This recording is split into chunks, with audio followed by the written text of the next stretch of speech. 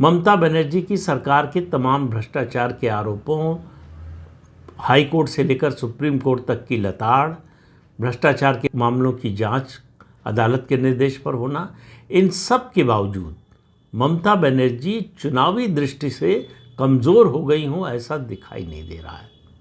अब या तो लोग चुप हैं, तय करके बैठे हैं कि जब मतदान का समय आएगा तब अपने मन की बात बोलेंगे, या फिर जो दिखाई दे रहा है उससे तो कोई बड़ा परिवर्तन होने की उम्मीद नहीं लग रही है।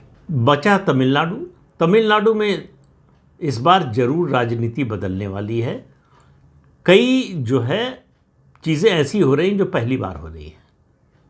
जैसे तमिल फिल्मों के सुपरस्टार विजय ने अपनी पार्टी बना ली है टीवी के, और वो चुनाव मैदान में उतर रही है।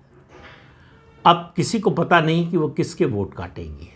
बीच में चर्चा शुरू हुई, एक सुगबुगाहट थी कि शायद AIADMK से विजय का समझौता हो जाएगा, लेकिन होगा कि नहीं पता नहीं है। विजय की मांग क्या होगी? वैसे भी विजय और उनकी पार्टी चुनावी दृष्टि से अननोन कम्युनिटी है। उनकी जो लोकप्रियता है वो वोट में कितनी बदलेगी ये किसी को मालूम नहीं है। दूसरी बात, MK स्टालिन जो मुख्यमंत्री हैं उनके खिलाफ एंटी इनकम्बेंसी, और उनके बेटे जो डिप्टी चीफ मिनिस्टर बन गए हैं उदयनिधि स्टालिन, उनकी लोकप्रियता न होना, जनाधार न होना उनका, ये DMK के लिए एक बड़ा सेटबैक है।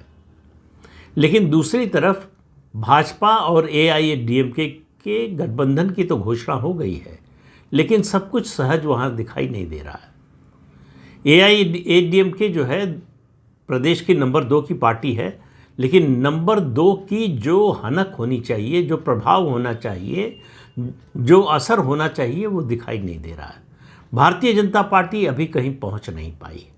ठीक है कि लोकसभा चुनाव में उसको 21% करीब वोट मिले और वो तेज़ी से बढ़ी है, लेकिन उसने अपने प्रदेश अध्यक्ष के अन्नामलाई को पद से हटा दिया AIADMK से समझौता करने के लिए।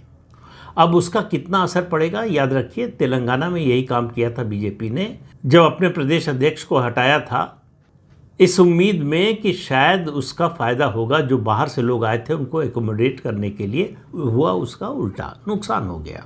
तो अब तमिलनाडु में इसका कितना असर पड़ेगा किसी को मालूम नहीं है। कि अन्नामलाई को अध्यक्ष पद से हटाने के बाद बीजेपी ने अभी कहीं कोई उनका एडजस्टमेंट किया नहीं है।